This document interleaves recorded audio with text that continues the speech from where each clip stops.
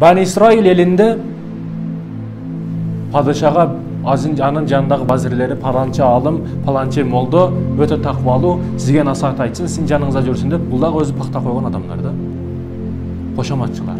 Ага келип аны айтты, муну айтты. Алымды алып келиңиз жаныңызга деди. Алымды чакыртырышты.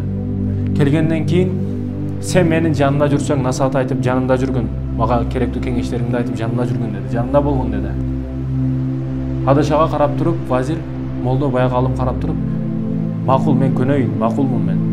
Бирок бир күн келсеңиз, кызыңыз менен ойноп жатканымды көрсөңүз, эмне кыласыз деди.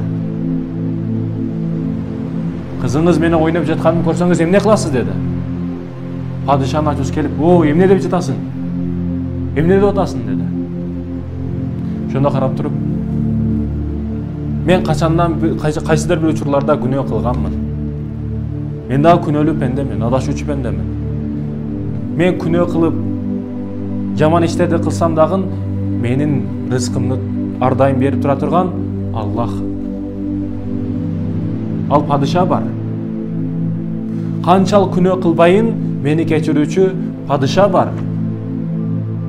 Канчалык кыйынчылык күнгө түшпөйүн, ал күндөн чыгара турган падыша бар, ал Аллах.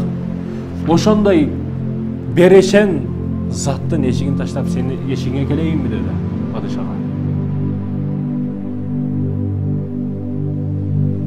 Макул, мен күнөө кыла элекмин.